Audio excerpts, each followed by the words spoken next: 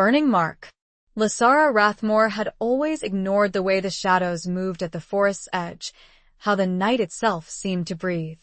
But when the eclipse turned the sky black and the stars vanished, she felt it. The world shifted. And then he stepped forward golden-eyed, watching her with quiet hunger. "You were never meant to belong to the light," he murmured. "And now, the darkness will take you back." Chapter 1. The Whispers of Holofong. The air in Holofong had always been different. Heavier, somehow. Lysara Rathmore, at 58, had spent nearly 4 decades trying to ignore it, to chalk it up to the peculiarities of a small town nestled deep within a valley perpetually shrouded in mist. She'd come here seeking solace after the sudden death of her husband, Thomas, hoping the quiet solitude would mend a heart shattered beyond repair. Instead, the quiet had become a breeding ground for a different kind of ache, a low, persistent hum of unease that resonated deep within her bones. Holofong was a place where the veil between worlds felt thin. Not that Lysara believed in such things, not consciously. She was a woman of science, a retired botanist, who found comfort in the tangible, the explainable. Yet, she couldn't deny the way the shadows moved at the forest's edge, how the night itself seemed to breathe. The townsfolk, a collection of weathered faces and guarded eyes, spoke in hushed tones of old legends, of creatures that stalked the woods under the full moon, of ancient pacts and forgotten gods. Lysara dismissed it all as folklore, the product of isolation and overactive imaginations. She lived in a small, stone cottage on the outskirts of town, its walls thick with ivy and its garden overflowing with herbs and flowers, a testament to her lingering passion. The scent of lavender and rosemary was a constant comfort, a small act of defiance against the creeping sense of dread that permeated Holofong. Her days were filled with a predictable routine, tending her garden, reading in the evenings by the fire, occasionally venturing into town for supplies. She kept to herself, a deliberate choice after years of polite, but ultimately superficial, interactions with the locals. They were kind enough, offering her fresh baked bread or helping her with heavy lifting, but there was always a distance, a subtle reservation in their eyes. The only exception was old Mrs. Hawthorne, a wizened woman with eyes that seemed to hold the wisdom of centuries. She lived in a dilapidated house on the other side of the woods, a place the other townsfolk avoided. Mrs. Hawthorne, however, had a way of appearing at Lysara's doorstep unannounced, offering cryptic advice and strange herbal remedies. "The woods are watching, child," she'd say, her voice raspy with age. "They remember things we've forgotten." Lysara would politely thank her, accepting the offered tea, always a peculiar blend that tasted of earth and something indefinably wild, and then promptly dismiss the old woman's words. Yet the unease remained. It was in the rustling of the leaves that sounded too much like whispers, in the way the fog clung to the ground, refusing to dissipate even under the midday sun. It was in the recurring dreams she'd been having, a dream of a vast, dark forest, and a pair of golden eyes watching her from the shadows. Tonight, the unease was particularly acute. The air was thick with anticipation, a palpable tension that made her skin prickle. The upcoming solar eclipse had the town buzzing with nervous energy. The local news had warned of unusual atmospheric phenomena, of potential disruptions to power grids. Lysara, ever the pragmatist, had stocked up on candles and bottled water, dismissing the hushed whispers of the townsfolk who spoke of it as an omen, a sign of the Holofang's curse awakening.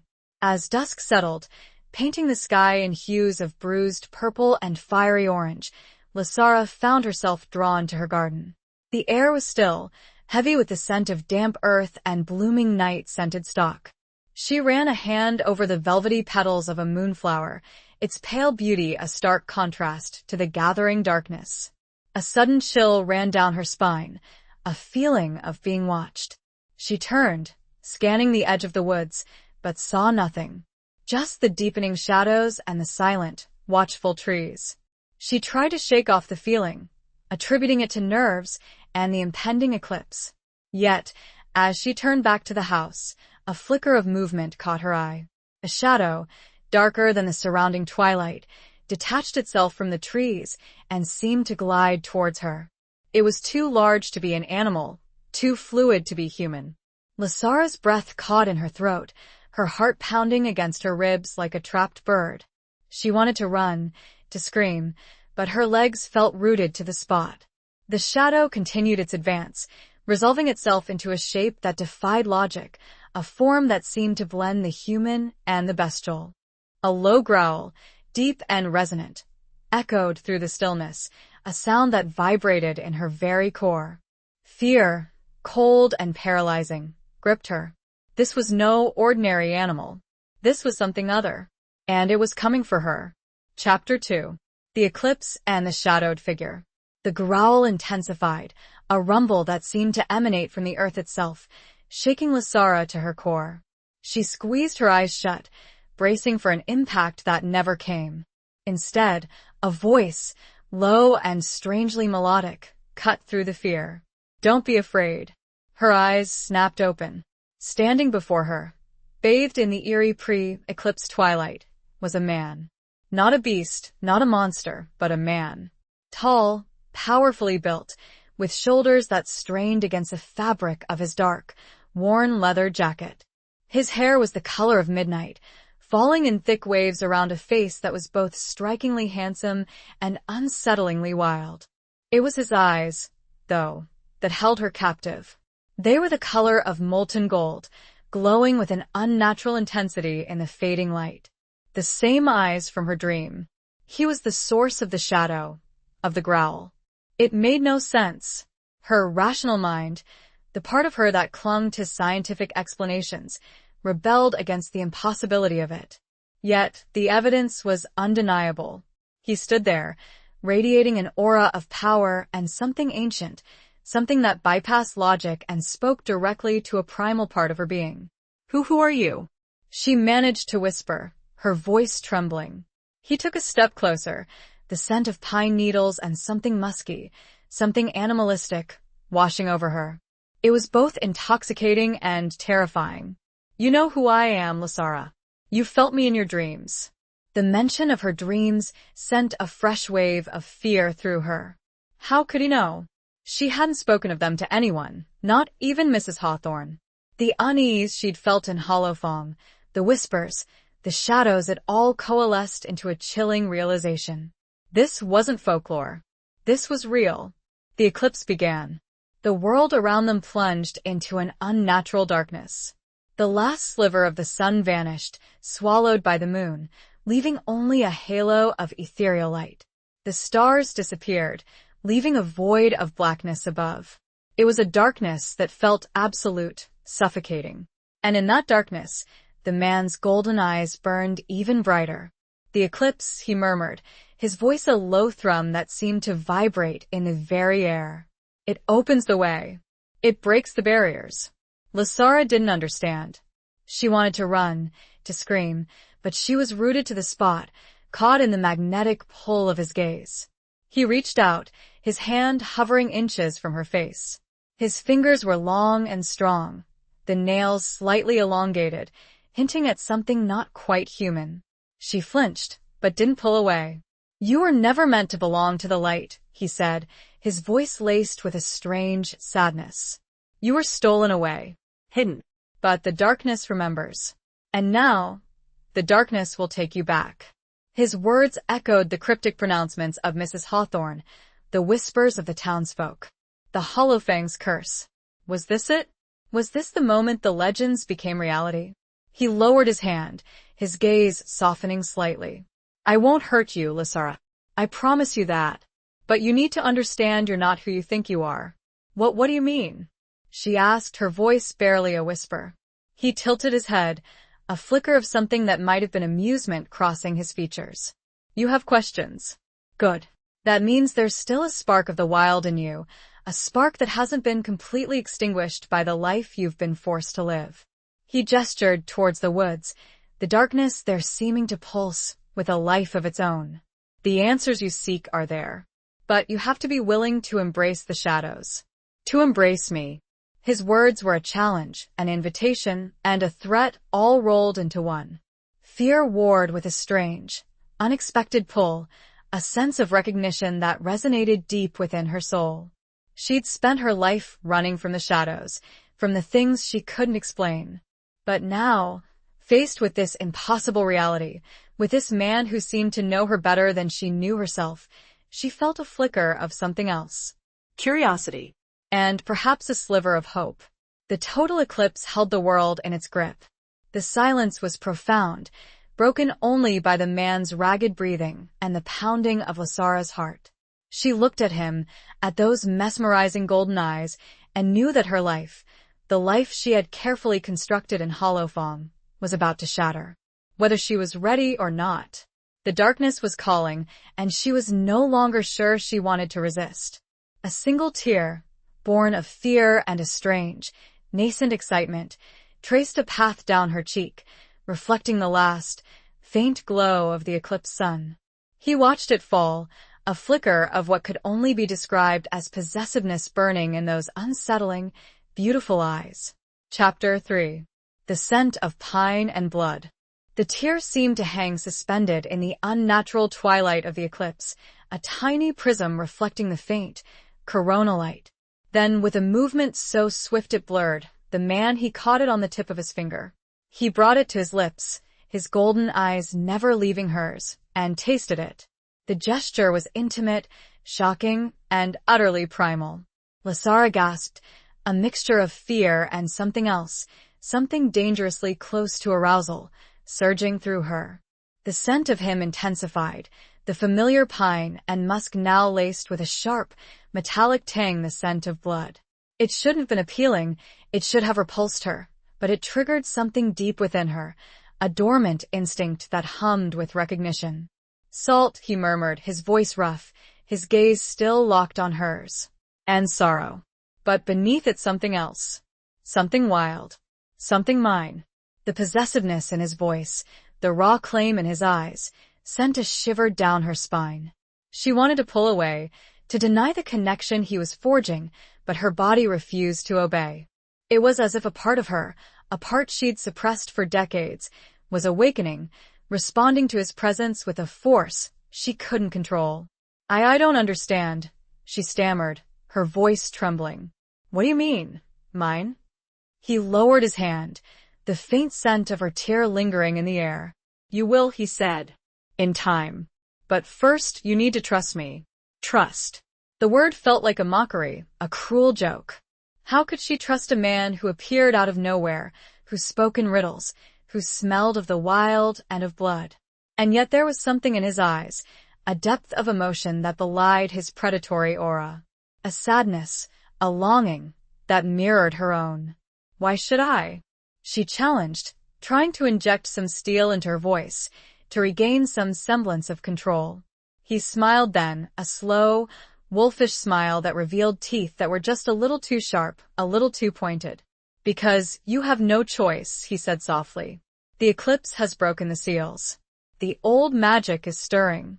And you, Lasara, are at the heart of it. He gestured towards the woods again, the darkness there seeming to beckon. Come with me. Let me show you who you truly are. Fear still clawed at her, whispering warnings in her ear. But beneath the fear, another voice was growing stronger, a voice that spoke of forgotten memories, of a primal connection to the wild, of a destiny she couldn't ignore. She looked at the cottage, at the life she'd built within its walls, a life of quiet desperation, of carefully constructed routines designed to keep the shadows at bay. It was a safe life, a predictable life. But it was also a hollow life, a life devoid of passion, of meaning. Then she looked back at the man, at his golden eyes that seemed to see straight through to her soul.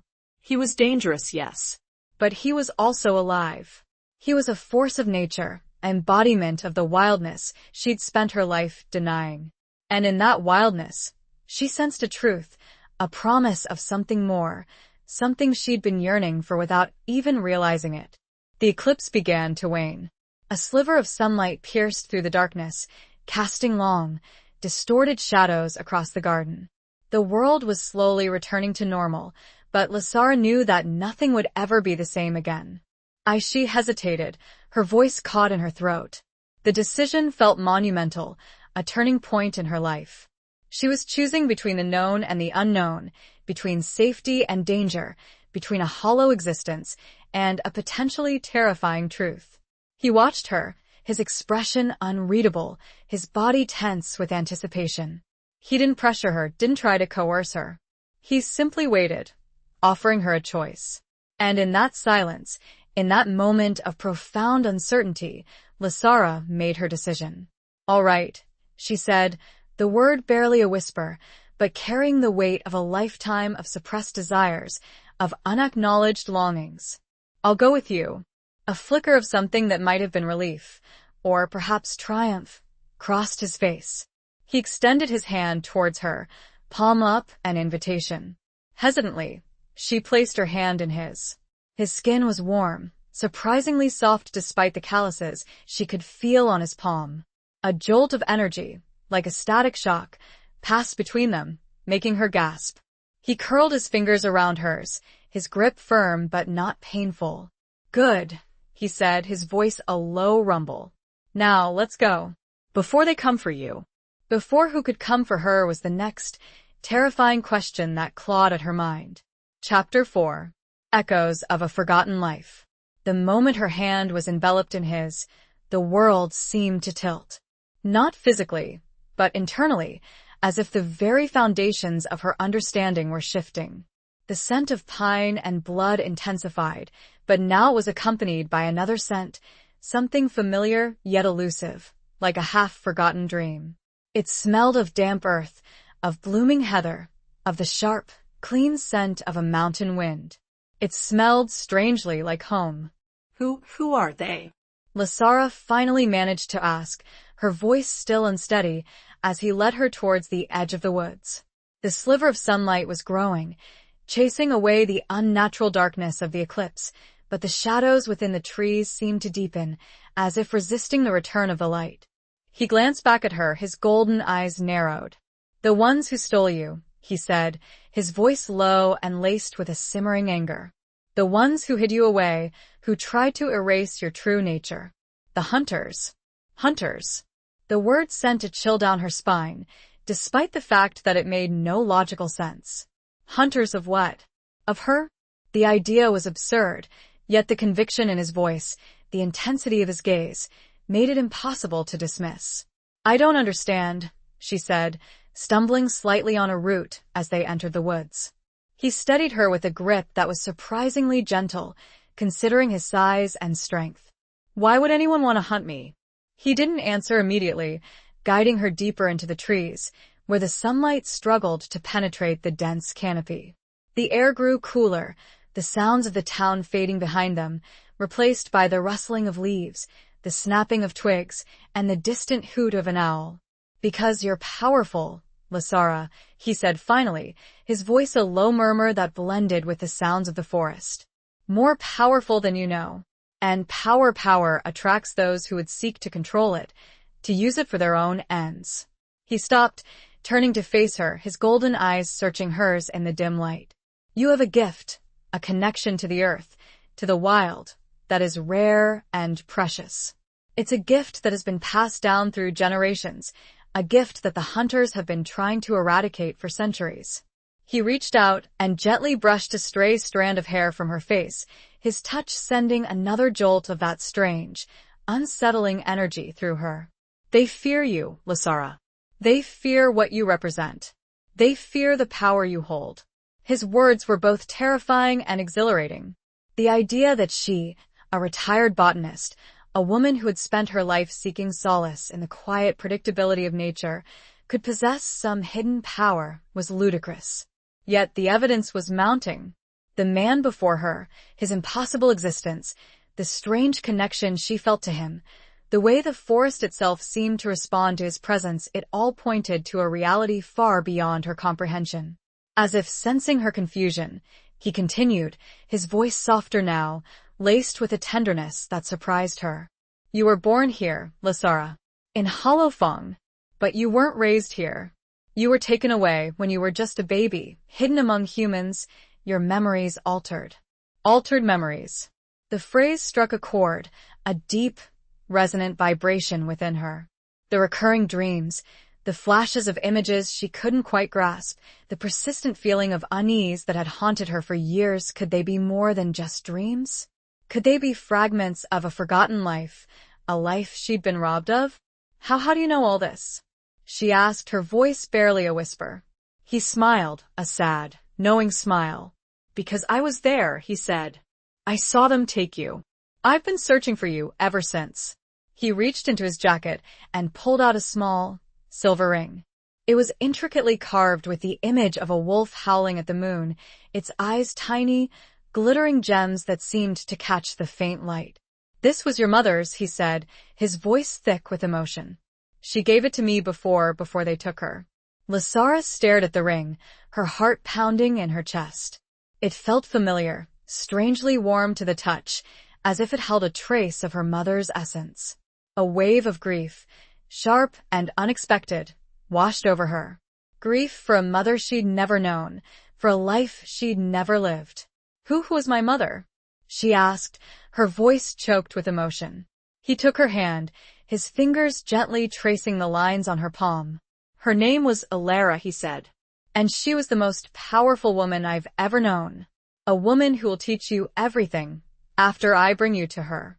A sudden jolt hit Lysara. Her mother. Alive? The words barely formed, but she had to confirm, she had to know. Might it, my mother is alive? A ghost of a smile touched his face.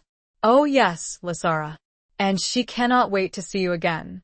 Chapter 5. The Binding of the Silver Ring. The revelation that her mother was alive sent a shockwave through Lysara, a seismic shift in her internal landscape. It was a truth so profound, so unexpected, that it momentarily eclipsed the fear and uncertainty of her situation. For 58 years, she had believed herself an orphan, her past a blank slate.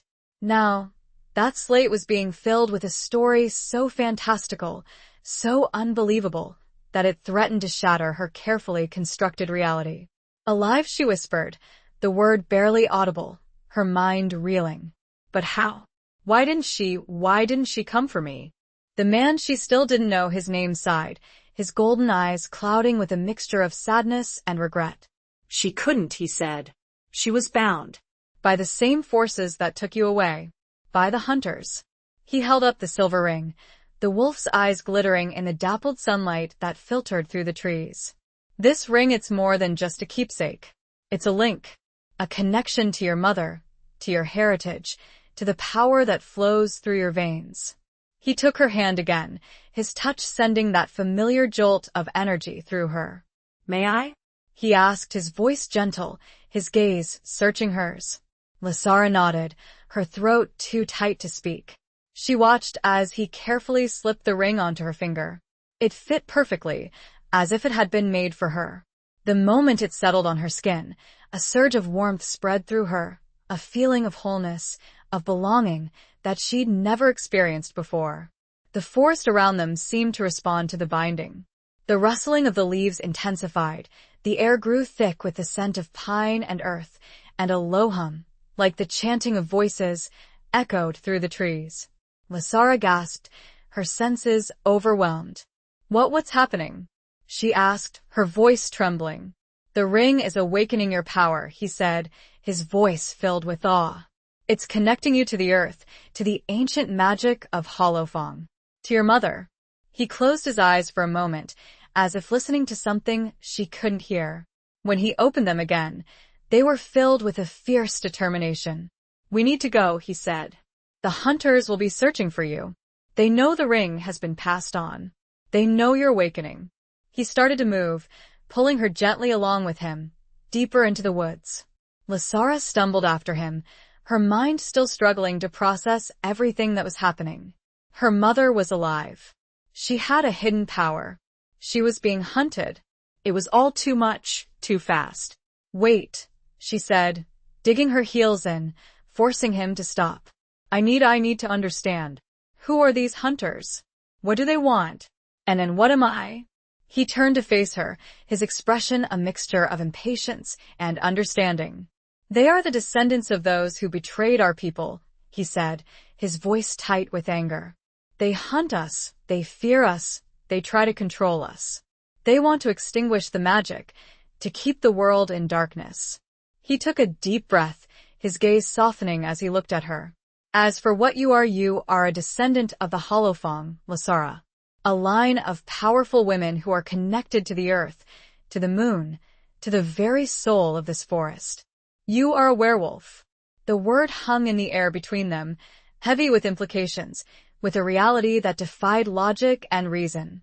Lasara stared at him, her mouth agape, her mind struggling to reconcile the word with the image of herself, a retired botanist, a woman who had always sought solace in the quiet predictability of the natural world. A werewolf. She stammered, the word sounding foreign and absurd on her tongue. That's impossible. He smiled, a slow, knowing smile that sent a shiver down her spine. Is it? He asked, his golden eyes glinting. Or is it simply something you've been taught to deny? Something you've been forced to forget? He stepped towards the dim moonlight peeking between the leaves, his body already shifting. She had to trust him. But how could she trust this shift, this change, with a truth so terrifying? Chapter 6. The Dance of Shadows and Moonlight. The moonlight, fragmented and weak as it was through the dense canopy, touched him. And then he changed. It wasn't a grotesque, Hollywood transformation, filled with snapping bones and ripping flesh. It was fluid, seamless, almost beautiful.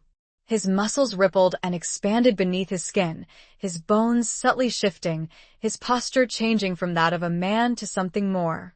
His clothes seemed to meld with his form, becoming part of the transformation, rather than tearing away. His hands elongated, his fingers thickening, the nails extending into claws, but even those claws seemed elegant, lethal. His face was the most striking change. The sharp angles softened, his jaw lengthened, his nose becoming more pronounced, his eyes glowing with an even more intense golden light. He wasn't fully wolf, not yet. He was something in between, a creature of both worlds, a perfect blend of human and beast. He was a werewolf. And he was magnificent. Lasara stared, transfixed, her fear battling with a strange, unexpected awe. She had expected terror, revulsion, but what she felt was fascination. There was a power emanating from him, a raw, untamed energy that resonated deep within her, awakening something primal, something she hadn't known existed. Don't be afraid, he said, his voice deeper now, a resonant growl that vibrated in her chest. This is who I am, Lasara. This is who we are. He extended a hand towards her, a hand that was no longer entirely human, the fingers tipped with those sharp, elegant claws. Come, he said. Let me show you. Hesitantly, she reached out and took his hand. The contact sent a jolt of energy through her, even stronger than before. It was like touching a live wire, a surge of power that made her heart race and her breath catch in her throat. He pulled her gently forward, leading her into a small clearing where the moonlight, unimpeded by the trees, bathed the ground in a silvery glow. He released her hand and stepped back, giving her space. Now, he said, his voice a low rumble. Focus. Feel the earth beneath your feet. Feel the moon above you. Feel the power within you. Lasara closed her eyes, trying to follow his instructions. She had never felt anything remotely like power within her, but she focused on the sensations he described. The cool earth beneath her bare feet, the faint warmth of the moonlight on her skin, the scent of pine and damp earth that filled the air. And then she felt it. A faint tingling in her fingertips, a subtle warmth spreading through her chest, a low hum vibrating deep within her bones. It was strange, unsettling, but also exhilarating. Good, he said, his voice encouraging. Now open your eyes. And see. She opened her eyes, and the world looked different. The colors were more vibrant, the shadows deeper, the details sharper. She could see the individual leaves on the trees, the tiny insects crawling on the forest floor, the subtle play of light and shadow on the man the werewolf standing before her. He smiled, a wolfish grin that revealed those slightly elongated teeth. That's it, he said. You're tapping into your senses, into the power that has been dormant within you for so long. He began to move, circling her slowly, his movements fluid and graceful, like a predator stalking its prey. But there was no menace in his posture, only a strange, captivating beauty. It was a dance of shadows and moonlight, a dance of power and awakening. As he moved, he spoke, his voice a low, hypnotic murmur. You are connected to the moon, Lasara, to its cycles, to its power. You are connected to the earth, to its energy, to its life force. You are a creature of the night, a child of the shadows. And you are beautiful. His words resonated deep within her, stirring something ancient, something primal. She felt a pull, a yearning, a desire to embrace this new reality, to shed the constraints of her old life and embrace the wildness that was calling to her. The moonlight seemed to focus on them, illuminating the ring on Lasara's finger. The silver glowed, not reflecting light, but emitting its own. She glanced down at her hand, a sudden, sharp throb of anticipation seizing her.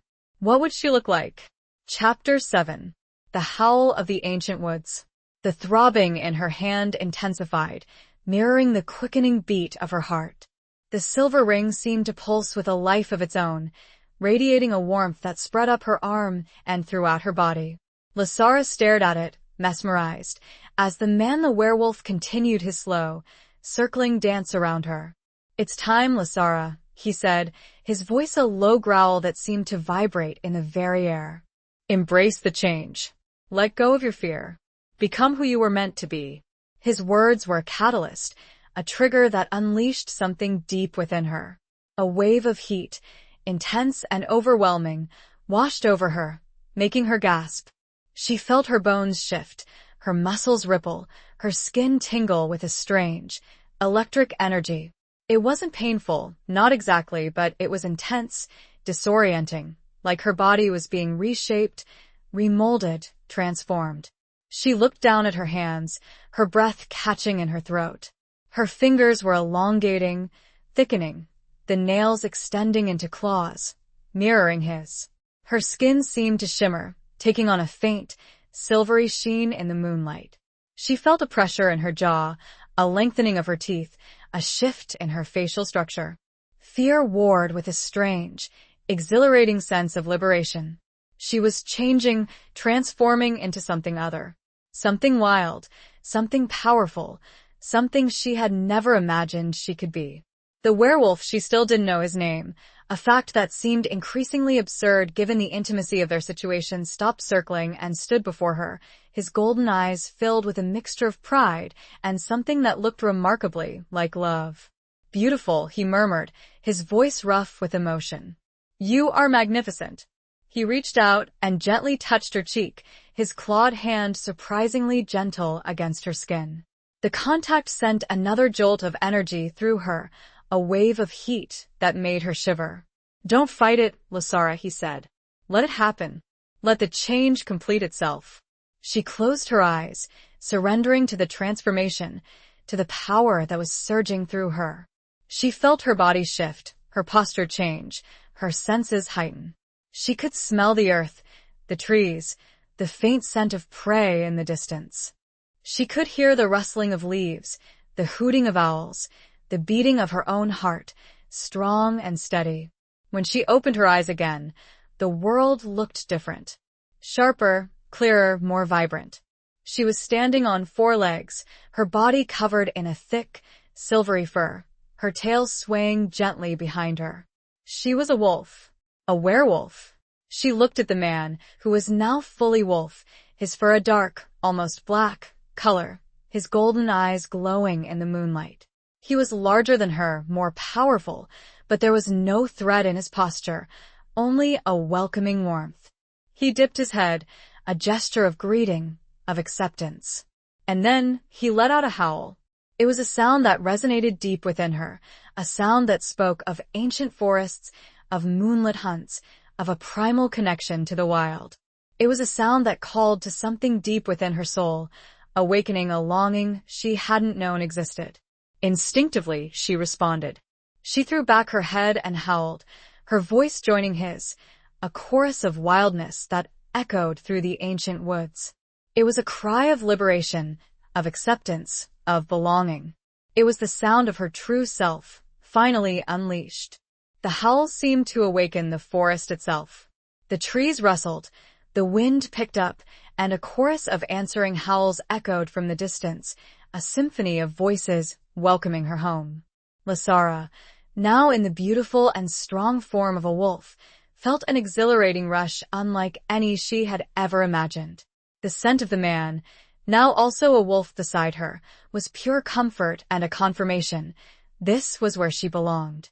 He nudged her gently, a silent invitation, and, together, they started to run. Chapter 8. The Unveiling of the Hidden Truth. The run was exhilarating. Lasara, in her wolf form, felt a freedom she had never experienced before. Her senses were heightened, her body strong and agile, her movements fluid and effortless. She ran through the undergrowth, leaping over fallen logs, weaving through the trees, her paws barely making a sound on the damp earth. The dark wolf, her companion, ran beside her, his pace matching hers, his presence a comforting reassurance. He led her deeper into the woods, away from the town, away from the life she had known, towards something. She didn't know what, but she trusted him, instinctively, with a certainty that defied logic. The forest, which had always seemed menacing and foreboding, now felt welcoming, alive. She could smell the intricate tapestry of scents, the damp earth, the pine needles, the faint traces of deer and other creatures. She could hear the rustling of leaves, the hooting of owls, the whispers of the wind, all blending together into a symphony of the wild. After what felt like hours, but was probably only a fraction of that time, they reached a clearing.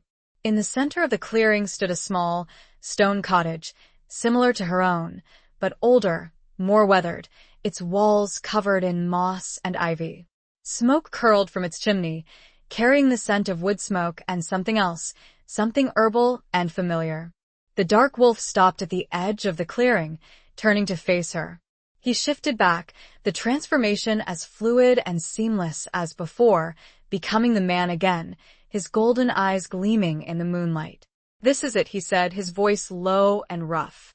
"This is where she is." Lasara, still in her wolf form, felt a surge of anticipation, mixed with a tremor of fear. Her mother, the woman she had never known, the woman who had been stolen from her, the woman who was, apparently, a powerful werewolf like herself. He extended his hand towards her, palm up, an invitation. She hesitated for a moment, then, instinctively, she shifted back. The transformation was easier this time, less disorienting, almost natural. She stood before him, naked, but not feeling vulnerable, her body feeling strong and empowered in its new form. He smiled, a warm, genuine smile that reached his eyes. "Welcome home, Lasara," he said. And then he said the name that for so many years meant nothing, and now carried her present, past, and future. "It's time to meet her. Alara is waiting." He took her hand, his grip firm and reassuring, and led her towards the cottage. As they approached, the door opened, and a woman stepped out. She was tall, slender, with long, silver hair that cascaded down her back like a waterfall. Her eyes, the same golden color as the man's, were filled with a mixture of joy and tears. She was beautiful, ageless, radiating a power that made Lasara's knees weak. This was Alara, the woman whose blood ran in her veins, and, as the woman stepped forward, Lasara saw, on her hand, the twin of the ring now on Lasara's own finger. "Lasara," Alara whispered, her voice choked with emotion. "My daughter." Lasara felt tears welling up in her own eyes, tears of grief, of joy, of recognition. She ran towards her mother, embracing her in a hug that was both desperate and tentative. The scent of her mother, of herbs and wood smoke and something indefinably wild, filled her senses, a scent that felt like coming home after a long, arduous journey. The truth, finally unveiled, and the connection, immediate and visceral, overwhelmed her. The man stood back, watching them, a silent guardian, a satisfied smile playing on his lips. The reunion, decades in the making, was finally happening, and he, the bridge between two worlds, had made it possible. But there are many more truths for Lasara to uncover, and the look in his eyes tells her this journey is only just beginning. Chapter 9. The Touch of the Forbidden Flame. The embrace lasted an eternity, a silent communion of two souls reunited after decades of separation. Alara held Lasara tightly, her hands stroking her daughter's hair, her tears mingling with Lasara's. The scent of her, so familiar yet new, filled Lasara's senses, erasing the years of loneliness and uncertainty. Finally, Alara pulled back slightly, her golden eyes, so like the man's, searching Lasara's face. "You're so like her," she whispered, her voice thick with emotion. "Like your grandmother. The strength, the fire, it's all there." Lasara, still overwhelmed by the reunion, could only nod, her throat too tight to speak. She had so many questions, so many things she wanted to ask, but for now, it was enough just to be here, in her mother's arms, in this place that felt so strangely like home. Alara led her inside the cottage. The man he still remained nameless, a silent presence at their reunion following close behind. The interior was warm and inviting, a stark contrast to the cold, damp forest outside. A fire crackled merrily in the hearth, casting dancing shadows on the walls, which were lined with shelves filled with books, jars of herbs, and strange, arcane objects. "Sit, my dear," Alara said, gesturing towards a comfortable armchair near the fire. "You must be exhausted." Lasara sank into the chair, feeling the tension drain from her body. Alara sat opposite her, her gaze never leaving her daughter's face.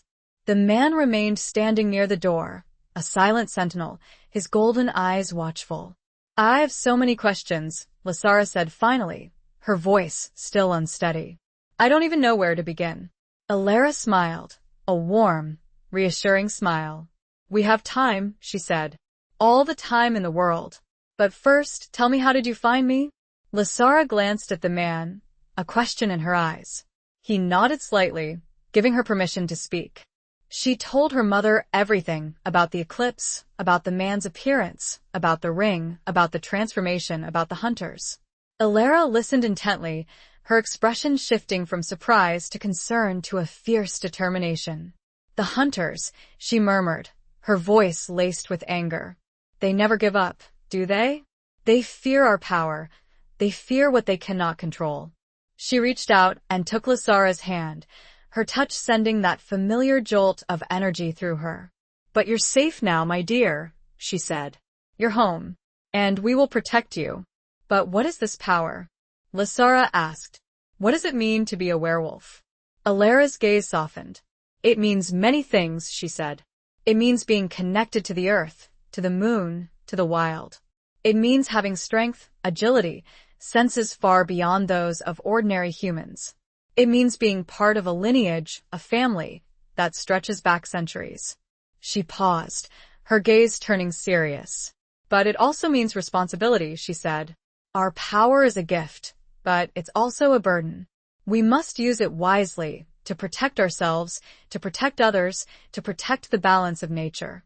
She gestured towards the man, who was now leaning against the wall, his arms crossed, his gaze fixed on Lasara.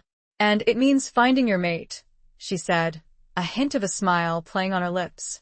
"The one who is destined to share your power, your life, your heart." Lasara blushed, feeling a heat rise to her cheeks. She had been so focused on the revelation of her heritage, on the threat of the hunters, that she had almost forgotten the intense connection she felt to the man, the undeniable pull that drew her to him. He straightened up, his golden eyes meeting hers, a spark of something that might have been desire, or perhaps possession, flickering within them.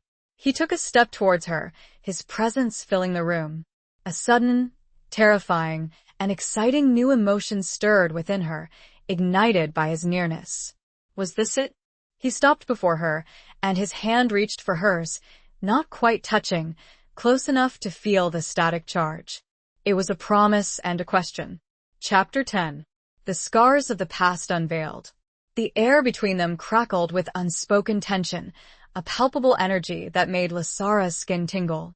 His hand hovered just above hers, close enough to feel the warmth radiating from his skin, the subtle tremor of power that ran beneath the surface. It was a silent question, an invitation, and a challenge all rolled into one. Alara watched them, a knowing smile playing on her lips. "It seems the connection is strong," she murmured, her voice barely audible. "The bond, it's undeniable." Lasara, still blushing, finally met the man's gaze. His golden eyes, usually so intense, were now filled with a vulnerability that surprised her. There was a question in them, a plea, and a hint of fear. He was offering her a choice, a chance to embrace a destiny she was only just beginning to understand. She reached out and took his hand. The contact sent a jolt of energy through her, even stronger than before. It was like a circuit completing, a connection forging between their souls. She felt a warmth spread through her, a sense of belonging, of rightness, that transcended logic and reason. He curled his fingers around hers, his grip firm but gentle. And then, finally, he spoke his name. "Kaelin," he said, his voice a low rumble that vibrated in her chest. "My name is Kaelin." Kaelin. The name felt familiar, somehow, like a forgotten melody replayed. It suited him, she thought. Strong, wild, and a little bit dangerous. Alara rose from her chair and walked over to a small, wooden chest that sat in the corner of the room. She opened it and pulled out a long, flowing garment made of a soft, silvery material. "This was mine," she said, handing it to Lasara. "It will protect you, and it will help you control the shift." Lasara took the garment, feeling the smooth texture against her skin. It felt strangely familiar, as if it had been made for her. She slipped it on, the fabric settling around her like a second skin. It was surprisingly comfortable, allowing for a full range of movement, even in her wolf form. "Now," Alara said, turning to Kaelin. Tell her everything." Kaelin nodded, his gaze never leaving Lasara's. He took a deep breath, as if preparing himself for a difficult task. "Your mother and I, we were mates," he said, his voice tight with emotion. "We were destined to be together, just as you and I are." Lasara's eyes widened, her heart pounding in her chest. She had sensed the connection between them, the undeniable pull, but to hear it confirmed, to know that it was part of a larger destiny, was both exhilarating and terrifying. "But the hunters," Kaelin continued, his voice laced with anger. "They knew about the prophecy, about the power that would be unleashed when the two bloodlines were united. They tried to prevent it. They attacked us, they killed my family." He paused, his fists clenching, his body trembling with suppressed rage. Lasara reached out and touched his arm, offering a silent comfort. He looked at her, his golden eyes filled with pain. "They took your mother captive," he said. "They tortured her. They tried to break her spirit. They forced her to watch as he couldn't finish the sentence, his voice breaking." Alara stepped forward and placed a hand on his shoulder, offering him support. "They thought they had destroyed us," she said, her voice filled with a steely determination. "They thought they had extinguished the flame. But they were wrong." She looked at Lasara, her golden eyes shining with pride. "You are the proof of that," she said. "You are the continuation of our line, the embodiment of our hope. You are the one who will defeat them." Kaelin, regaining control of his emotions, continued to unveil the painful truth. "I spent years searching for both of you," he said to Lasara, following any whisper, any clue. "I finally found your adopted family. They kept you safe, raised you as their own, but always prepared for the time when you would be found." He paused, looked away. "The hunters, they killed your adopted parents. They were good people. I am sorry." A sharp ache went through Lasara. It was another loss, another brutal tearing. But it was also a clarification. She looked at Kaelin, at the grief, and the guilt that was tearing at him. And she held his hand tighter. It would take time to digest it all, but one thing was certain. The connection, so immediate and so strong. It was a promise of support, of understanding, and a deep and certain love. Chapter 11. The Hunt and the Hunters. The weight of Kaelin's words settled heavily upon Lasara, a crushing burden of grief and revelation. Her adopted parents, the kind, gentle couple who had raised her with love and care, were dead, victims of the same forces that had torn her from her birth mother.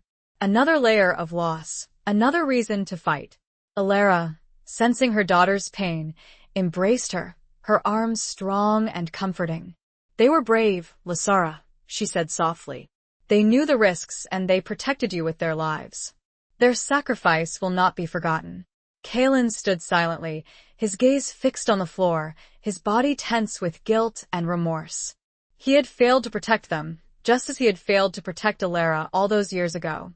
The burden of his failures weighed heavily upon him, a constant reminder of his past. Lasara, despite her own grief, felt a surge of compassion for him. She could see the pain in his eyes, the self-blame that consumed him. She reached out and took his hand, her touch offering a silent reassurance. "It wasn't your fault," she said, her voice firm. "You did everything you could."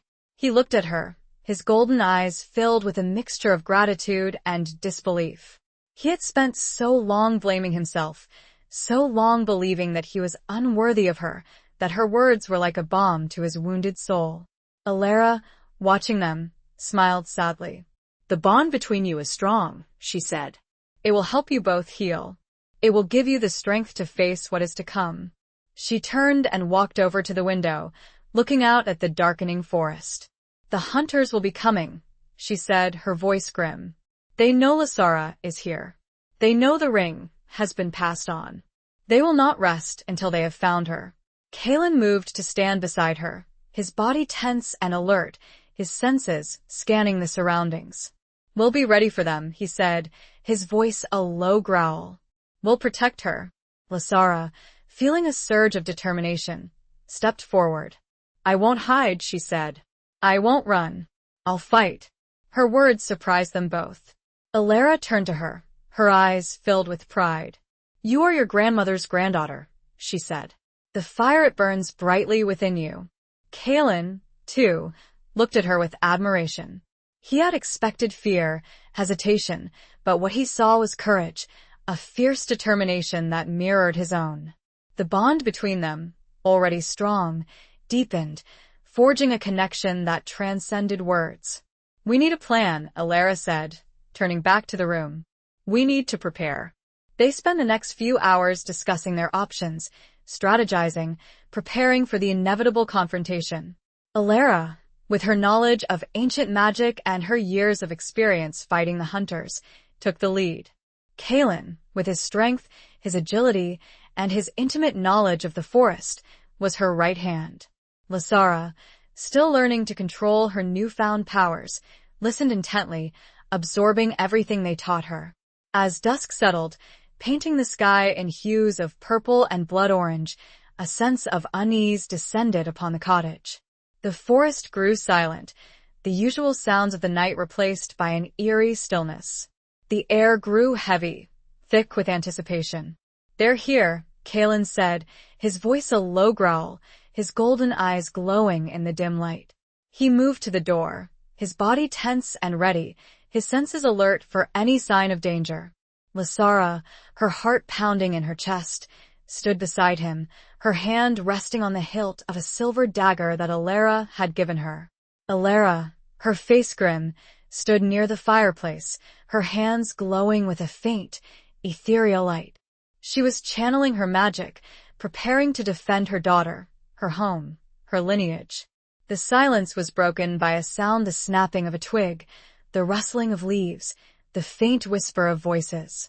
The hunters had arrived, and the battle, the one she'd unknowingly prepared for all her life, had now truly begun. Kaelin slowly opened the door, a snarl already forming on his face. Chapter 12. The Sanctuary of the Lost Cathedral. The air outside was thick with the scent of damp earth, pine needles, and something else, something acrid, metallic, the scent of the hunters. Kaelin stepped out of the cottage, Lasara close behind him, her senses on high alert. Alara remained inside, her magic a protective shield around the cottage. They were surrounded.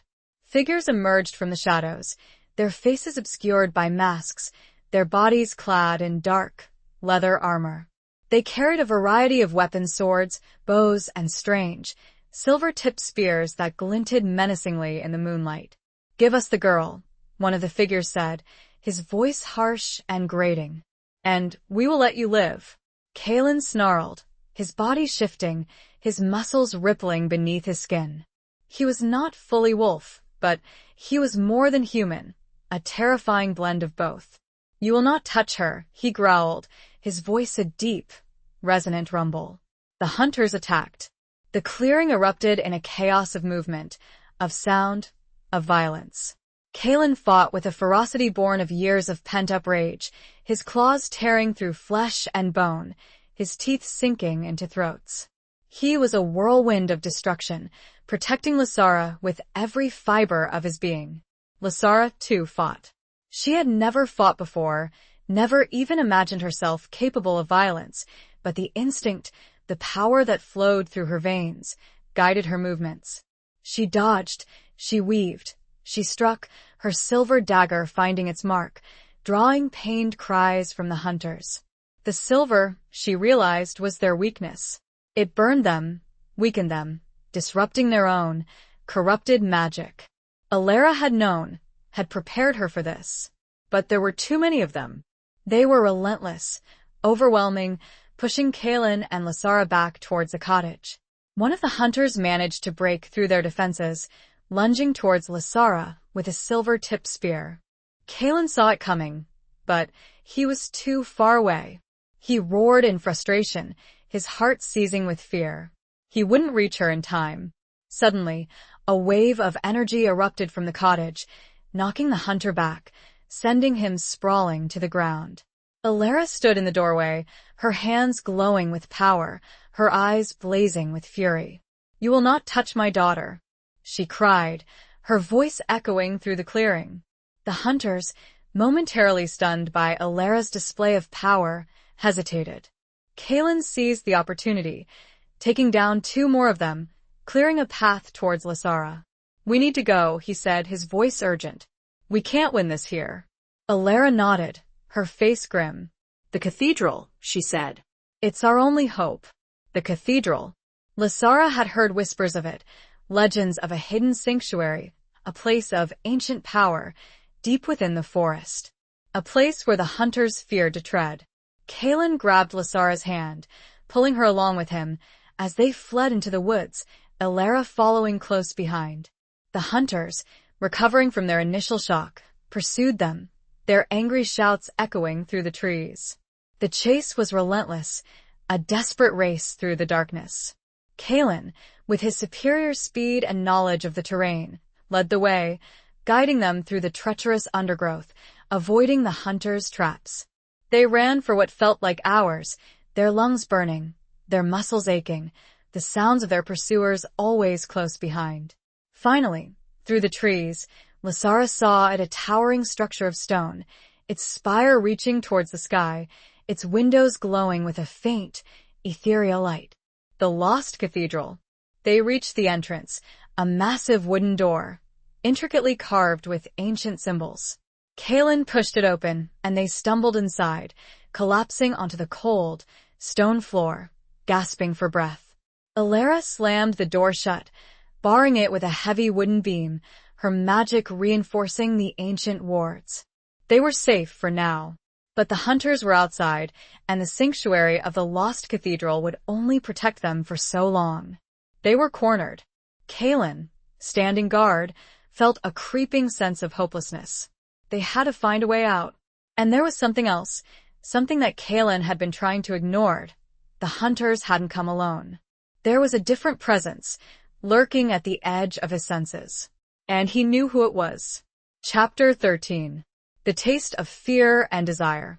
The silence within the cathedral was profound, a stark contrast to the chaos and violence outside. The air was cool and still, heavy with the scent of incense and old stone. The only light came from the stained glass windows, depicting scenes of ancient battles and mythical creatures, casting colorful patterns on the floor. Lasara, still catching her breath, looked around in awe. The cathedral was vast, its ceiling soaring high above, its walls lined with towering pillars and intricate carvings. It was a place of ancient power, a place of forgotten magic, a place that felt both sacred and unsettling. Alara, leaning against the barred door, her face pale and drawn, was chanting softly, her hands glowing with a faint, ethereal light. She was reinforcing the wards, keeping the hunters at bay. Kalen, his senses on high alert, was pacing restlessly, his golden eyes scanning the shadows, his body tense and ready for any sign of attack. He could hear the hunters outside, their angry shouts and frustrated attempts to break down the door, but there was something else that bothered him, a presence he couldn't quite identify, lurking just beyond his perception. He stopped pacing and turned to Lasara, his gaze intense. "There's someone else out there," he said, his voice low and urgent. "Someone powerful. Someone I know." Lasara felt a chill run down her spine. "Who?" she asked, her voice barely a whisper. He hesitated, his jaw clenching, his eyes filled with a mixture of anger and dread. "My brother," he said finally. Corvus. The name meant nothing to Lasara, but the way Kalen spoke it, the venom in his voice, told her everything she needed to know. This Corvus was a threat, a powerful enemy, someone Kalen feared. He's like me," Kalen continued, his voice tight with emotion. "A werewolf. But he chose a different path. He embraced the darkness. He serves the hunters." He turned away, his fists clenching, his body trembling with suppressed rage. "He was always stronger than me," he said, his voice barely a whisper. "Faster, more ruthless. He enjoyed the killing." Lasara, sensing his pain, reached out and touched his arm, her touch offering a silent comfort. "You're not like him," she said, her voice firm. "You chose a different path. You chose to protect, not to destroy." He looked at her, his golden eyes filled with a mixture of gratitude and disbelief. He had spent so long believing that he was weak, that he was inferior to his brother, that her words were like a balm to his wounded soul. Suddenly, a loud crash echoed through the cathedral, shaking the very foundations of the building. The hunters had broken through the outer wards. Alara stopped chanting, her face grim. "They're coming," she said. "We need to find another way out." Kalen nodded, his gaze sweeping the cathedral, searching for an escape route. His eyes fell upon a narrow, stone staircase that led upwards, disappearing into the shadows. "Up there," he said, pointing towards the stairs. "Maybe there's another exit." They started to climb, Lasara following Kalen, Alara bringing up the rear, her magic still a flickering shield against the encroaching darkness. As they ascended, the sounds of the hunters grew closer, their angry shouts and the clanging of their weapons echoing through the narrow passageway. They reached a landing, a small, circular chamber with a single, arched window overlooking the forest. Kalen peered out, his eyes scanning the darkness. "There's a ledge," he said. "We can climb down. It's risky, but it's our only chance." He turned to Lasara, his golden eyes meeting hers. He reached out and cupped her face, his touch gentle, his thumb tracing the line of her jaw. The fear, the adrenaline, the proximity, all combined into a potent cocktail, igniting a spark between them. "Be careful," he said, his voice rough with emotion. The scent of him, heightened by the stress and the danger, was intoxicating. Pine musk, blood, and something else, something uniquely him. She nodded, her heart pounding in her chest, her gaze locked on his. She leaned in, drawn to him by an irresistible force, her lips brushing against his.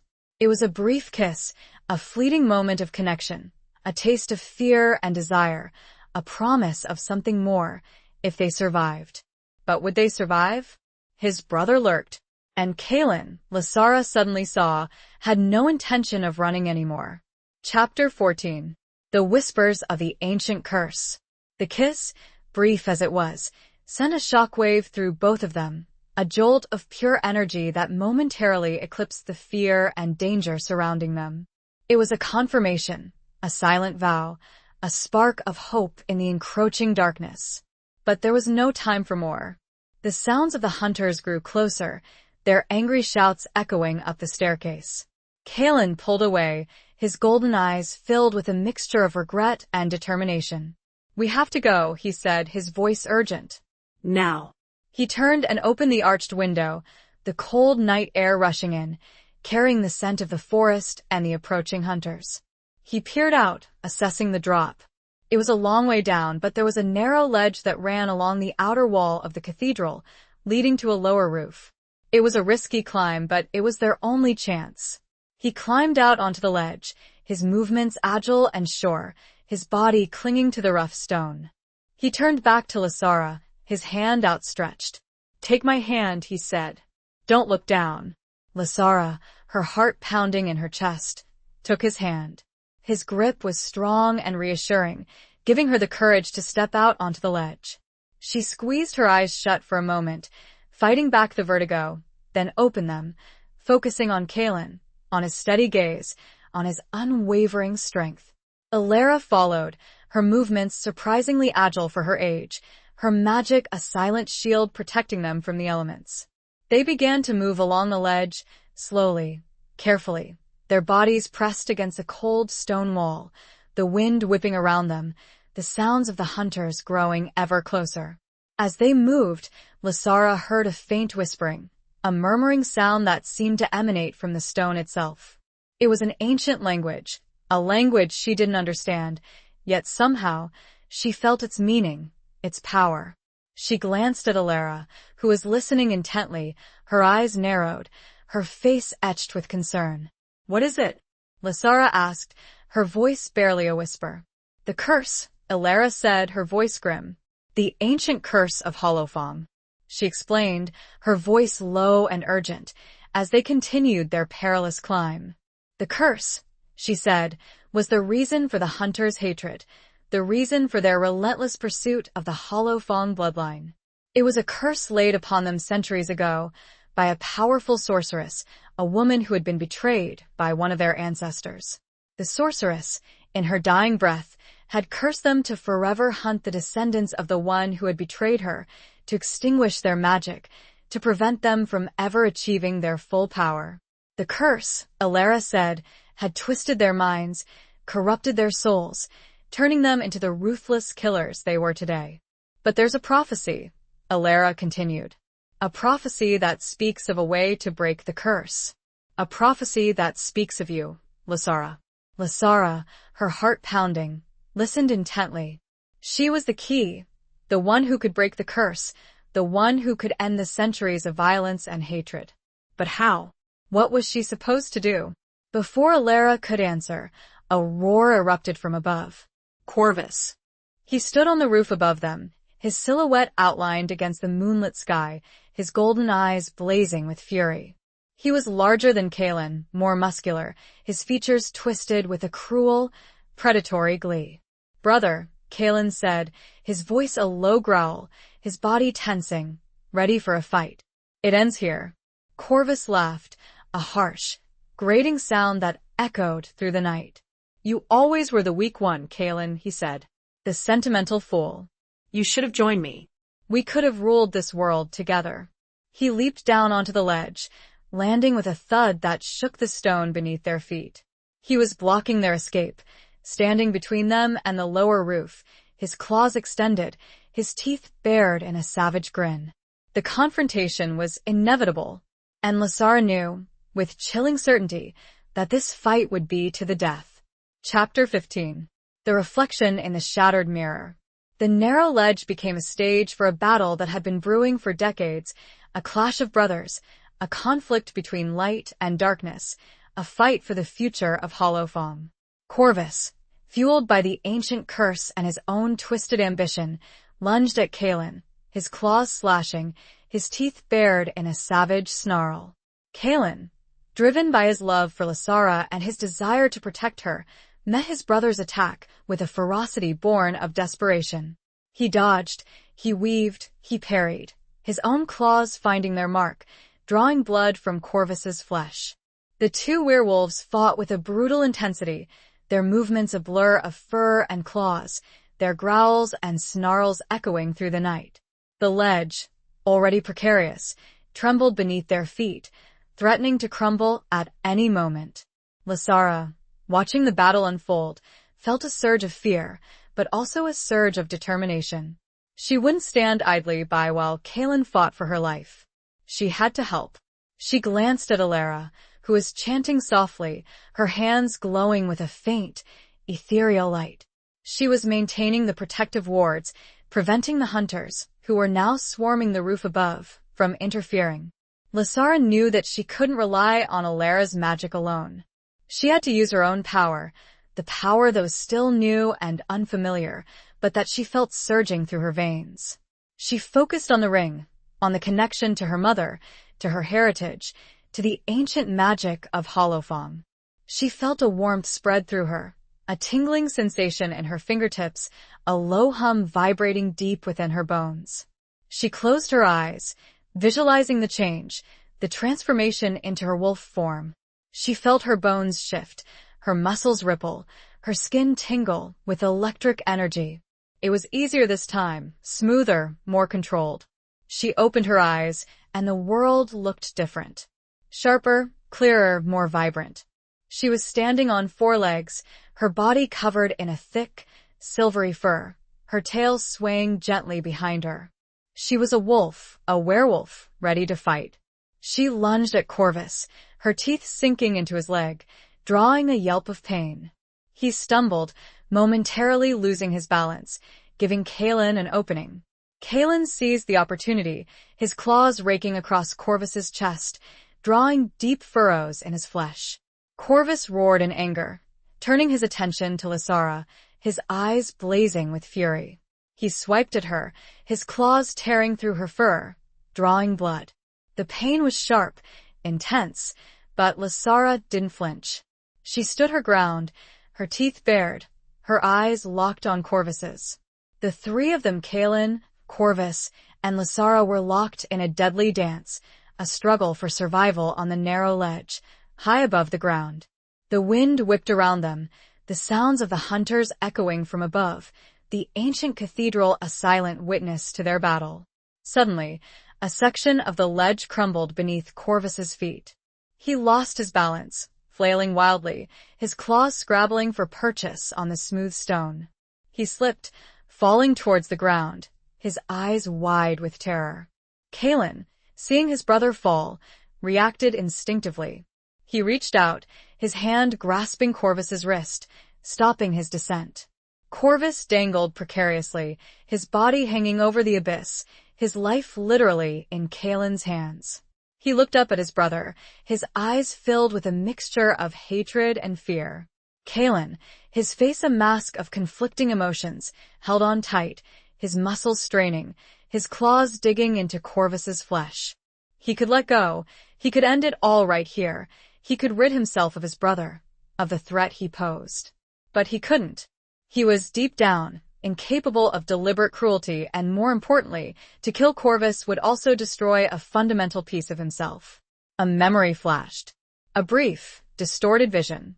A broken mirror. Two young boys reflected. One smiling, one weeping. The vision vanished, leaving only a sense of loss. With a final surge of strength, pulled his brother back. It would not end here after all. Chapter 16. The Call of the Moonlit Cliffs. Kaelin hauled Corvus back onto the ledge, his muscles screaming in protest, his breath coming in ragged gasps. Corvus lay there for a moment, stunned, his body trembling, his eyes wide with disbelief. He had expected Kaelin to let him fall, to end their rivalry once and for all. But he hadn't. Kaelin stood over him, his chest heaving, his golden eyes blazing with a mixture of anger and something else. Pity? Disgust? Lysara couldn't tell. Why? Corvus whispered, his voice hoarse, his gaze fixed on Kaelin's. Why didn't you let me die? Kaelin didn't answer. He turned away, his gaze sweeping the horizon, his senses on high alert. The hunters were still on the roof above, but they seemed to be hesitating, unsure of what to do next. We need to go, Kaelin said, his voice urgent. Now. Before they regroup, he turned to Lysara, who was still in her wolf form, her fur matted with blood, her eyes filled with concern. He shifted back to his human form, his clothes torn and stained, his body covered in cuts and bruises. "Are you all right?" he asked, his voice rough with emotion. Lasara nodded, shifting back as well, her own body aching, but her spirit unbroken. She was exhausted, battered, but alive. And for now, that was enough. Alara, who had witnessed the entire scene, her face a mask of conflicting emotions, stepped forward. "The cliffs," she said, her voice firm. "The moonlit cliffs. That's where we need to go." The moonlit cliffs. Lasara had heard of them, whispered legends of a place of power, a place where the veil between worlds was thin, a place where the ancient magic of Holofong was at its strongest. It was a dangerous place, a place of unpredictable energies, but it was also their only hope. "How do we get there?" Lasara asked. "There's a tunnel," Alara said. "A secret passage that leads from the cathedral to the cliffs. It's hidden, known only to a few." She led them back inside the cathedral, down a narrow, winding staircase that led deep beneath the ground. The air grew cold and damp, the silence broken only by their footsteps and the dripping of water. They reached a solid stone wall, seemingly a dead end. Alara placed her hand on the wall, her fingers tracing the outline of a hidden symbol.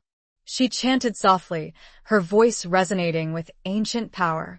The wall shimmered, then dissolved, revealing a dark, narrow tunnel that stretched into the unknown. "This is it," Alara said. "Be careful. The tunnel is old, unstable." "And it's guarded." "Guarded?" Lasara felt a chill run down her spine. Guarded by what? She didn't have time to ask. Kalen, taking the lead, stepped into the tunnel, Lasara close behind him, Alara bringing up the rear. The tunnel was dark, claustrophobic, the air thick with the scent of dust and decay. They moved slowly, carefully, their senses on high alert, listening for any sign of danger. As they progressed, Lasara heard a faint sound, a rustling, a scraping, a whispering that seemed to come from the walls themselves. It grew louder, closer, until it was all around them. "What is it?" Lasara whispered, her voice trembling. "The guardians," Kalen said, his voice grim. "Spirits of the ancient Holofong. They protect the tunnel, they test those who seek to pass." Suddenly, figures emerged from the shadows, their forms shimmering, ethereal, their eyes glowing with an unearthly light. They were warriors, clad in ancient armor, their weapons raised, their faces grim and determined. They were the guardians of the tunnel, and they were not going to let them pass easily. Kalen knew that they weren't real. Not exactly, but they weren't illusions either. They were echoes, memories. And they were dangerous. A new battle began, in the suffocating dark. Kalen's warning had come true, the way forward a clash with something that felt profoundly wrong. He moved to defend them, but Alara stopped him. "This is Lasara's trial," she yelled. "She has to do this alone." Chapter 17. The Sacrifice of the Open Heart. Lasara's heart pounded in her chest, a drumbeat of fear and determination. She was alone, facing the spectral guardians of the tunnel, her only weapon the silver dagger and the nascent power that flowed through her veins. Kalen and Alara stood behind her, unable to interfere, their faces etched with concern. This was her test, her trial, her initiation into the ancient mysteries of Holofong. The spectral warriors advanced, their movements silent and fluid, their eyes glowing with an eerie light. They were not flesh and blood, but they were not illusions either. They were echoes of the past, imbued with the power of the ancient magic, capable of inflicting real harm. Lasara gripped her dagger, her hand trembling slightly. She had never faced anything like this before, never had to fight for her life against such formidable opponents. But she couldn't back down. She had to prove herself, to her mother, to Kalen, to the legacy of the Holofong. She focused on the ring, on the connection to her heritage, to the power that flowed through her. She felt a surge of energy, a warmth spreading through her body, a tingling sensation in her fingertips. She closed her eyes, visualizing the change, the transformation into her wolf form. It was instantaneous, effortless. She felt her bones shift, her muscles ripple, her skin tingle with electric energy. She opened her eyes, and the world looked different. Sharper, clearer, more vibrant. She was a wolf, a werewolf, ready to face her trial. The spectral warriors attacked. They moved with a speed and precision that defied logic, their weapons flashing in the dim light. Lysara dodged, she weaved, she parried, her instincts guiding her movements, her senses heightened by her wolf form. But they were too many, too strong. They pressed her back, their attacks relentless, their ghostly weapons finding their mark, drawing yelps of pain from her. She felt her strength waning, her body tiring, her spirit faltering. She realized that she couldn't win this fight with brute force. The Guardians were too powerful, too skilled. She had to find another way, another approach. She remembered Alara's words about the prophecy, about the curse, about the power of love and sacrifice. She remembered the brief vision she'd had of the shattered mirror, of the two young boys, one smiling, one weeping. She understood. She stopped fighting. She lowered her head, exposing her throat, her most vulnerable spot. It was an act of surrender, of submission, but also of defiance. It was a sacrifice of her pride, of her fear, of her desire to win. The spectral warriors hesitated, their movements faltering, their eyes flickering with uncertainty. They had expected resistance, aggression, but not this. Not surrender. Lysara closed her eyes, focusing on the love she felt for Kaelin, for Alara, for her newfound heritage, for the future she was fighting for. She opened her heart, letting her emotions flow freely, offering them to the Guardians, to the ancient magic, to the spirit of Holofong. A wave of energy emanated from her, a pulse of pure, unadulterated love. It washed over the spectral warriors, enveloping them in its warmth, its light. The Guardians shimmered, their forms flickering, their weapons dissolving into mist. Their eyes, once filled with hostility, now glowed with a gentle, peaceful light. They bowed their heads, a gesture of respect, of acceptance. Then they vanished. Lysara, still in her wolf form, stood there, her body trembling, her heart overflowing with emotion. She had passed the trial. She had proven herself worthy. She had shown the power of love, of sacrifice, of an open heart. She shifted back to her human form, feeling a profound sense of peace, of accomplishment, of transformation. She had faced her fears. She had embraced her power. She had connected with her heritage. She was no longer the same woman who had entered the tunnel. She was Lysara Rathmore of the Holofong. A new, deeper, more powerful her. And she was ready for whatever came next. Chapter 18. The Revelation of the Soul Bond. Lysara emerged from the trial changed, not just in power, but in spirit.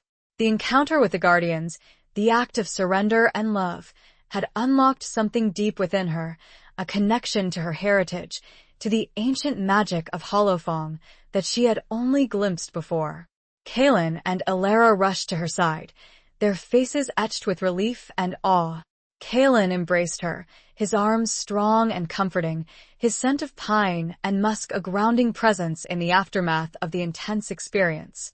"You did it," he said, his voice rough with emotion. "You passed the trial." Alara, her eyes shining with pride, placed a hand on Lysara's shoulder. "You have shown the true spirit of the Holofong," she said. "The power of love, of sacrifice, is the greatest power of all." They continued their journey through the tunnel, the air now lighter, the silence no longer oppressive, but filled with a sense of peace, of anticipation. They reached the end of the tunnel, emerging onto a narrow ledge that overlooked a breathtaking vista. Before them lay the moonlit cliffs, a series of jagged rock formations that plunged dramatically into the churning sea below. The full moon, hanging high in the sky, bathed the scene in a silvery glow, casting long, dancing shadows across the landscape. The air was crisp and clean, filled with the scent of salt and the sound of crashing waves. "This is it," Alara said, her voice filled with awe. The place where the veil between worlds is thin. The place where the ancient magic is at its strongest. Lasara felt a surge of energy, a tingling sensation that ran through her entire body. She could feel the power of the place, the raw, untamed energy that pulsed through the earth, through the air, through her very being. Kalen, standing beside her, his gaze fixed on the moonlit cliffs, felt it too. He turned to Lasara, his golden eyes glowing with an intensity that made her heart skip a beat. "There's something else," he said, his voice low and urgent. "Something I need to tell you. Something I should have told you sooner." He took her hands, his grip firm but gentle, his touch sending that familiar jolt of energy through her. He looked deep into her eyes, his gaze filled with a mixture of love, fear, and revelation. "The bond between us," he said, his voice trembling slightly. "It's more than just a connection between mates. It's a soul bond. A soul bond." Lasara had heard whispers of it, legends of a connection so profound, so powerful, that it transcended time and space, life and death. A bond that linked two souls together, forever, in an unbreakable union. What does that mean?" she asked, her voice barely a whisper. "It means that we are meant to be together," he said. "Not just in this life, but in all lives. We are two halves of the same soul, destined to find each other, again and again, across eternity." He paused, his gaze searching hers, his eyes filled with a love that was both ancient and new. "It means that our power is amplified when we are together," he continued. "That we are stronger, more resilient, more capable of achieving great things." He took a deep breath, his voice dropping to a whisper. "And it means," he said, "that if one of us dies, the other will follow." The words hung in the air, heavy with implications, with a reality that was both beautiful and terrifying. A soul bond. A connection that transcended everything, even death. Lasara felt a surge of emotion, a mixture of awe, fear, and a love so profound that it brought tears to her eyes. She looked at Kalen, at the man who was her mate, her soulmate, her destiny, and she knew that she would face whatever came next, with him, by her side. Together. Always. No matter what. The revelation was a promise, a certainty. But with the growing roar of the wind, she heard another sound. Wings. And then, the voice of Corvus. Chapter 19. The Path Through the Darkened Forest. The roar of the wind was pierced by a sound that sent a chill down Lasara's spine, the heavy beat of wings, growing closer, faster. And then, a voice, twisted with malice and amplified by the wind, echoed across the cliffs. "You cannot escape me, brother." Corvus's voice boomed, his silhouette appearing against the full moon, perched atop a massive, winged creature that defied logic and reason. It was reptilian, bat-like, a creature of nightmare, its eyes glowing with the same corrupted magic that fueled the hunters. Kalen pushed Lasara behind him, his body tensing, his golden eyes narrowing. He had hoped for more time to prepare, time to explain the full implications of the soul bond, but Corvus had found them, and he had brought with him a weapon that defied their understanding of the natural world. "What is that thing?" Lasara whispered, her voice trembling, her gaze fixed on the monstrous creature circling above them. "A creature of the Shadowlands," Elara said, her voice grim, her eyes fixed on the approaching threat. "A beast corrupted by the ancient curse, a weapon of the hunters. We thought them extinct, legends only." The creature, responding to Corvus's silent command, swooped down, its massive wings beating the air, its claws extended, its jaws open in a terrifying snarl. Kalen roared, shifting into his werewolf form, a blur of motion and fury, meeting the creature head-on. The battle that ensued was unlike anything Lasara had ever witnessed. Kalen, in his powerful werewolf form, fought with a ferocity born of desperation, his claws tearing at the creature's leathery hide, his teeth sinking into its flesh. The creature, in turn, fought with a savage brutality, its claws raking across Kalen's fur, its jaws snapping shut with bone-crushing force. Lasara, watching the struggle, felt a surge of fear, but also a surge of determination. She wouldn't stand idly by while Kaelin fought for their lives. She had to help. She focused on the ring, on the connection to her power, to her heritage, to the ancient magic of Holofong. She felt the familiar surge of energy, the transformation into her wolf form, instantaneous and effortless. She joined the fray, her teeth sinking into the creature's leg, drawing a screech of pain. The creature turned its attention to her, its eyes blazing with fury, its jaws snapping shut inches from her face. Alara, seeing Lysara in danger, chanted a spell, her hands glowing with power, sending a bolt of energy towards the creature, knocking it off balance. Kaelin seized the opportunity, his claws raking across the creature's underbelly, drawing a torrent of black, viscous blood. The creature, wounded and enraged, took to the air, circling above them, preparing for another attack. Corvus, perched on its back, laughed, a cruel, mocking sound that echoed across the cliffs. "You cannot win, Kaelin," he shouted. "The darkness will consume you. It will consume you all." Kaelin, his body covered in wounds, his breath coming in ragged gasps, looked at Lysara, his golden eyes filled with a mixture of determination and despair. He knew that they couldn't defeat this creature, not here, not now. They needed a new plan, a new strategy. The cliffs did not provide it. He pointed. To the ground. To the forest. To the trees below the precipice. "The forest," he said, shifting back to his human form, his voice urgent. He looked at Alara. "We need to go into the deep woods." Now. Alara and Lysara instantly understood. The close quarters. The heavy canopy. It would give them a chance to disrupt this aerial battle, to turn the hunt to their advantage. Alara nodded. "The heart of the forest. There we can make a final stand." The drop was steep, almost suicidal. But the wings of Corvus's mount were now beating faster, descending again. They had no choice. Kaelin grabbed Lysara's hand and, together, they jumped. Chapter 20. The final confrontation of hearts.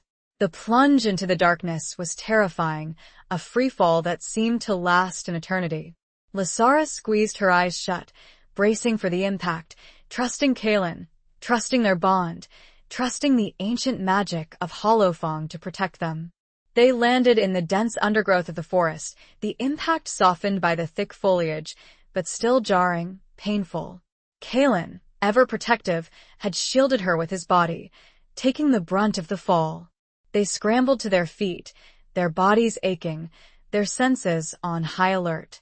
The forest was dark, oppressive, the air thick with the scent of damp earth, decaying leaves, and the lingering stench of Corvus's monstrous creature. The heavy canopy above blocked out most of the moonlight, casting long, dancing shadows that seemed to writhe and twist with a life of their own. Alara, landing nearby, her movements surprisingly graceful despite her age, quickly assessed their surroundings. "This way," she said, her voice urgent, leading them deeper into the woods, towards the heart of the ancient forest. They moved quickly, silently, their footsteps muffled by the thick carpet of leaves, their senses straining to detect any sign of their pursuers. They could hear the beating of the creature's wings above, the rustling of leaves as it searched for them, the angry shouts of Corvus echoing through the trees. They reached a small clearing, a circle of ancient trees surrounding a moss-covered stone altar. The air here was heavy with magic, a palpable energy that made Lysara's skin tingle. This was it, the heart of the forest, the place where they would make their final stand. "We have to sever the connection," Alara said, her voice grim, her eyes fixed on the sky above. "The bond between Corvus and his creature. It's the only way to defeat them," she explained, her voice low and urgent. That Corvus, through the power of the ancient curse, had forged a dark bond with the creature from the Shadowlands, a bond that amplified both their powers, making them a formidable foe. To defeat them, they had to break that bond, to separate the creature from its master. But how? Lysara asked, her voice trembling slightly. Alara turned to her, her golden eyes filled with a mixture of determination and sadness. "The soul bond," she said. your soul bond with Kaelin. It's the only power strong enough to break the curse, to sever the connection. She explained that the soul bond, a connection that transcended time and space, life and death, was not just a bond of love, but a bond of power. It amplified their individual strengths, making them capable of feats that would be impossible alone. But it also came with a price. To sever Corvus's bond, Alara said, her voice heavy with emotion, one of you must be willing to sacrifice everything. One of you must be willing to die. Lysara's heart seized with fear. The soul bond. The promise of eternal love, but also the threat of eternal loss. She looked at Kaelin, his face grim, his golden eyes filled with a mixture of love and resolve. He knew, he understood, and he was ready. No, Lysara said, her voice firm, her eyes locked on Kaelin's. I won't let you. Kaelin smiled, a sad, knowing smile. It's the only way, he said. It's our destiny. But Lysara wouldn't let go. There had to be another way. And there was. She felt it. In her heart. In her connection with Kaelin. In her bond with Alara. She looked at them, at their faces, and knew. No, Lysara stated again, her voice ringing through the ancient forest with power she hadn't known she possessed. Together. We do this together. And with that, she initiated the shift. All three of them, at the same time. The combined power, a sudden surge that shook the ground, stunned Corvus and his mount in midair. Lysara, flanked by Kaelin and Alara, howled. It was a challenge, a promise. And an ending. It was the sound of the true holophong. And it was the final sound Corvus ever heard. Epilogue. The combined howl of the three werewolves, amplified by the ancient magic of the heart of the forest, shattered the cursed bond between Corvus and the creature from the Shadowlands.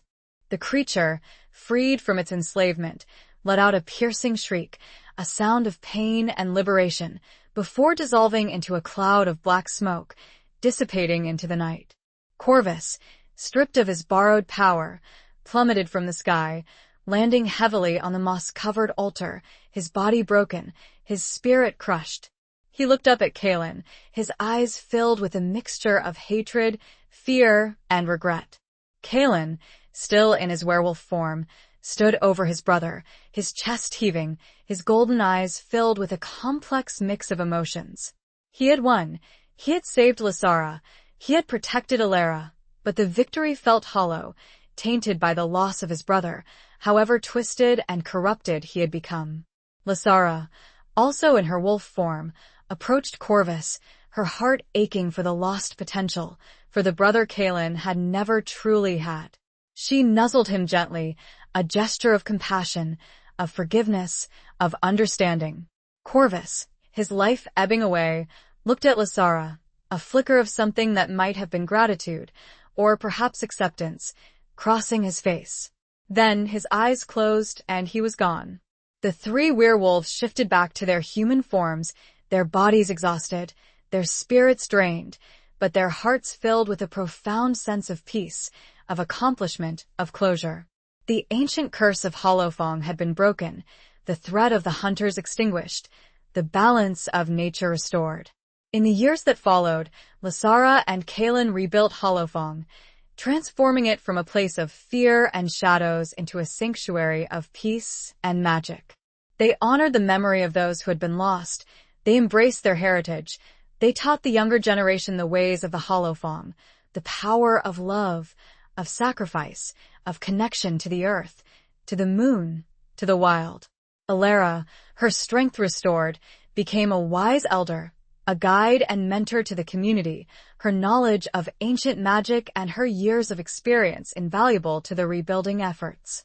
Lysara and Kaelin, their soul bond stronger than ever, lived a long and fulfilling life together, their love a beacon of hope, a testament to the enduring power of connection, of destiny, of the unbreakable bond that linked them across eternity.